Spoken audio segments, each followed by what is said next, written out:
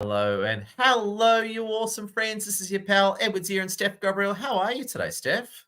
I'm good. How are you, Ed? Good. Now, a lot of people have asked me, why do I always play with a pencil? Do you want me to answer that question? Please do. It stopped me from biting my nails. So what happens is, Okay. whether I like it or not, I can be a fidgety character. And I find if I play with a pencil, it stops me putting my fingers in my mouth. And look at how wonderful my nails are. Is that pretty cool, eh? White collar nails. Yeah, yeah, it's working. It's It's working. working. Yeah. Yep. So anyway, that's my strategy for stopping nail biting. What do you think, Steph? Hey, whatever works, right? I mean, if it's a distraction, then and it works, why not? That's Exactly. what I say. Yeah. Now, Steph, what have you been up to lately? Anything exciting come your way? Any cool adventures of Steph Gobraiel?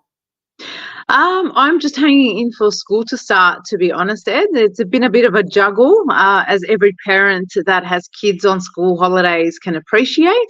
Mm. So today, actually, I put my daughter into preschool just so I can focus and get some work done before school starts next week, and just working on my membership. And, I did some networking yesterday and just trying to, do everything that business owners do, as we do. So, yeah, a bit of everything.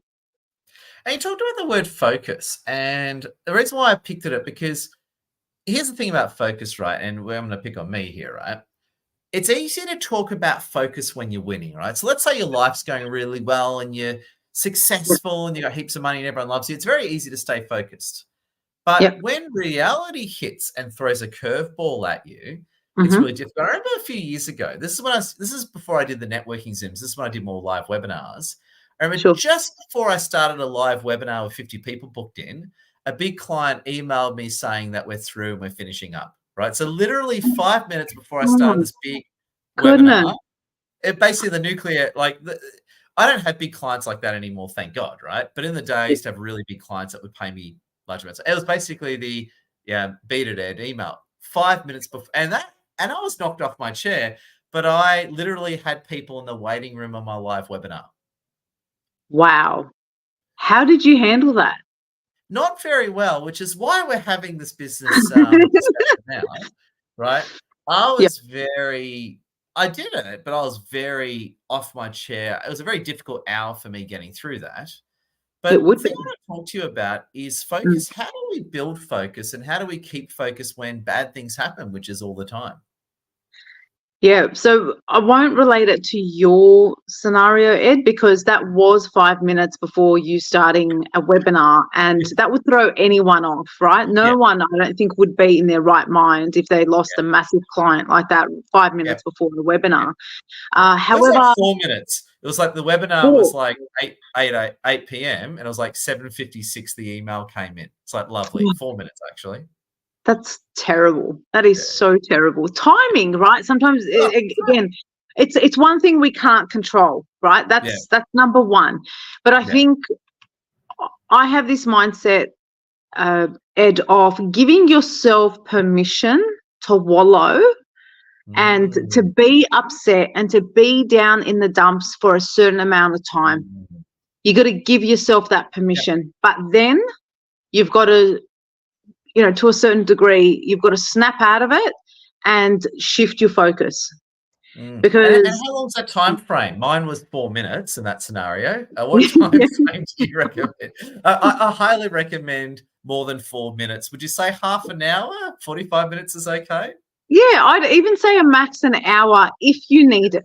Okay, Yeah, I'd say max. It depends on how big the blow is, right? As well. yeah. Okay, but I'd say an absolute max of an hour where you get to, you get to feel sorry for yourself. You get to feel pity. You get to feel it Mm, all, so you can get it out of your system. But then mm, your focus needs to reshift. Um, mm. and sometimes when you put your trust in people and they don't come through for whatever reasons, it Mhm. can be very disappointing. We've all experienced it, Million. but giving yourself that time and then reshifting your focus is really important. So what we've done is we've uh, we've acknowledged it. We went through the motions, and now we've got to move on from it. Yeah, I love it. Now, just jumping in, I want to say a big hello to our fans here. We've got Abdullah and Lennon with us. Welcome. If you've just come in, hit that like, share, comment, or repost to LinkedIn. We're streaming over Facebook, LinkedIn, YouTube, and Twitter, and honored to have you all with us. And I want to ask you as well, Steph, I got another interesting question for you, my friend, Sure. right? In that scenario where I literally had 4 minutes, so I'm going to ask you two questions. So let's say you're knocked off your chair, something bad's happened, and you're going into a big meeting. You got a big client pitch. You got something big going down, and you've had that instant blow, right? And I've met a lot of the people who've had that to them, right? That's happened to them. Like one interesting one of our female clients, this is years ago. She found out her husband was cheating on her just before she went for a job interview. It was nuts, right? Crazy stuff like that, right? Yeah, So quite extreme. So my dark question is, I'm going to start on the extreme. Sorry about that. I'm going to start on the extreme angle first, right? The extreme end first. Sure. Let's say someone or something really bad happens to you and you got something big minutes away. How do you get over that? What's your take on that one? So there's one of two ways that we can try and handle this, right? Mm-hmm. You can go into wherever you're going and you can say, and just be honest and say, look, I've just got some really big bad news, but I'm here because I committed to being here and I've committed to doing whatever, you're going to do, sort of thing.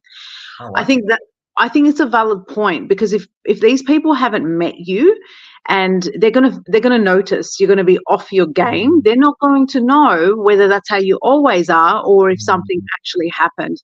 So by communicating that, they might cut you some slack. And they might actually appreciate that you had the guts to go in and say, look, I just got some really big bad news, but I want to be here and I want to keep going with, whatever we've decided to meet up on. So that's one way. I like that, Steph. That's quite legit, because to me, I like that approach, because it actually helps you build the relationship and credibility with them. It does. And, want.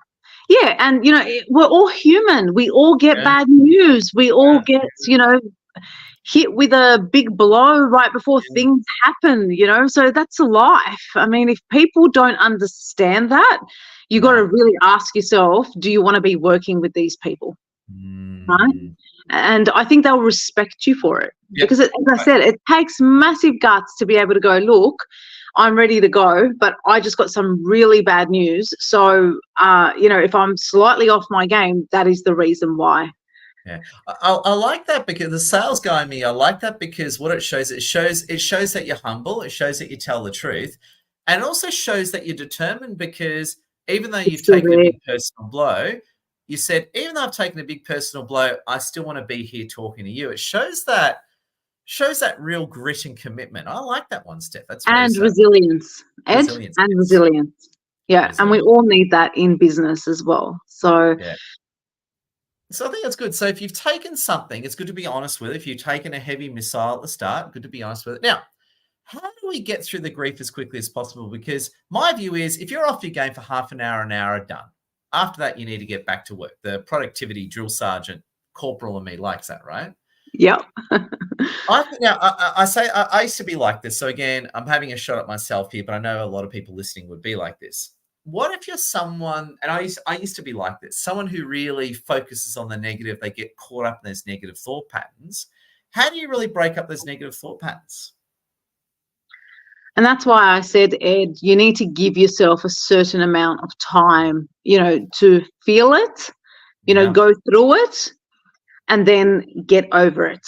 Yeah.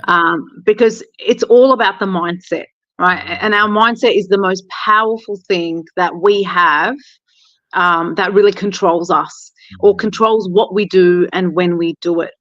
So that's why I like to put a certain amount of time on it, so I can feel it. I can feel sorry for myself if I need to, or whatever the case is. But then, and is there a lesson from it? Yeah. If by having such a big client, did you put all your eggs in one basket, right, Ed? Yeah. The good news was, I was already aware of that. I was already busy diversifying anyway. Okay, right? Good. Yeah. So, yeah, and but it's so true though. It's like that's a challenge. A lot of people, I'm saying this rhetorically, a lot of people will say, oh, you should have just a few clients giving you lots of money. There's a lot of risk in that, because you lose one of those clients, you can lose a third of your business, right? Yep. And And that that's where, happened to me. That happened to me a couple of oh, years ago, where, one of my clients was, a third of what I was making. yeah, And as soon as, think it was time to part ways, I wasn't already in that process of replacing them. yeah, So, I took the hit because I was yeah, putting my eggs in that basket. And that's never a good idea when it comes to business, because, it's it's such a volatile sort of mm, landscape. So, you learn, right? And that's the point. Right, you learn the hard way. You learn from those failures, or you learn from, those lessons, that hit you the hardest. You don't learn from success. You yeah. learn from the failures, and all of that. Ed, that's how I think it goes. Oh, so true. Now, let's check in our fans. We've got a wonderful group of people watching right now. Thank you. If you just come in, like, share, comment, say hello. If you've got any questions, quick sales plug for me as well. We've got our LinkedIn Influencer Mastery Workshop this weekend. Let me know if you're interested. And we've got our business networking Zoom tonight. And Steph, tell us a bit about your membership. I know you've teased your membership online. When's your membership dropping, and what does that involve? I'm hoping in a couple of weeks' time, but we'll see how we go. I've still got a few things. I've got to get a couple of ducks in a row before I can release it. But it's a accountability, goal setting, productivity, and community membership. And then we will build on it from there as well. So there's Mm, heaps of resources coming through. I'm creating in the background, but I'm leaving space as well so that for my members, if they have suggestions for how they want the resources as well, there'll be that feedback, and I can make those up for people. So whatever works, because at the end of the day, there is no one size fits all, right, Ed? That's right. Now, you said the A word, accountability. I love that word. We've had many chats about accountability. When I fall off the wagon, I like someone to grab the sharp pencil and stab me in the ribs to wake me up. Right? Tell me about Yeah. accountability. Tell me, Yeah. how do we become more accountable? And I'm genuinely interested too, because I want to improve my own accountability as well. So tell us all about accountability, Steph. Sure. Well, there's actually a statistic that if you tell someone you're going to do something, there is a 95% chance that you're actually going to do it. Yeah. So that statistic speaks volumes in itself. But see, the problem with accountability is what gets in the way, Ed, is if something's too big, we're going to procrastinate. We're going to, park it, and we're going to Yeah. do all sorts of things. So whenever I've worked with clients in the past and we're working through the accountability piece, it's really understanding why you're not doing it. Mm. It's not about, it's not about the thing itself that you're trying to achieve. It's about why you're not doing it. It comes back to you as a person. And that's what we sort of drill down to. I had a client where she was so excited to start her own course. And Mm. we talked it through. We created a timeline on accountability, and I was checking in with her. And she said to me, Steph, I've hit a wall. I can't work it out. We jumped on the Zoom, Ed. She showed me what was going on. She had 2 pages on A4 that was just filled with writing, filled with all sorts of things on it. And I said, okay, let's give each module a page, and then we're going to separate them out even further. So we saved one document with one module. So that was the only thing she was So focused she was almost like the FBI investigator with all the notes and all the serial on. killers trying to piece them all together. Yes, Like, yes. But as soon as she was gonna crack the conspiracy. She's gonna crack it. So she's got all these lines pointing all back to one person. There you go. exactly, but as soon as we broke it up and I got her to focus on just the one module, she was able to get past the speed hump, and then the accountability continued. So it's understanding what is the bottleneck or the stopper from you doing something. Oof, brilliant. Steph, I've got to say, I love your work. You are an amazing lady who's in the zone, and I love your tips. Now, I was just going to say as well, as we finish up, quoting Christine Bell, a wonderful friend, the snappy 15-minute focus, big shout out to Christine Bell. She's very good at that. I just want to hear your closing thoughts from you. What are some of your closing thoughts to help people build their focus? And we're going to finish up there, and we're going to keep our live stream super snappy, Christine Bell style. Okay, so two things. The first thing is, are you a morning person or a night owl? Morning. Think about, morning. So that's where you want to be driving most of your concentration in the morning, not in the evening. Because I'm a morning person as well. And even with your Zooms, Ed, at night, I struggle because by 8 o'clock, I've switched off, right? Me so too, that's and I'm why, the guy running them. Me too. I'm the guy running them. But I can't have a coffee, Ed, because I won't sleep if I have another coffee. So that's the problem, right? I know you've got a coffee sometimes in your Zooms.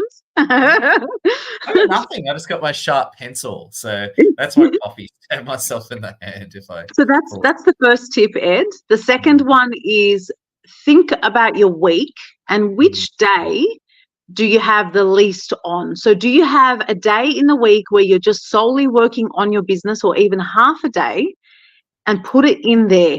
Because if you can focus just on your business and you're not thinking about client work, that's what's going to help you get things done for your business.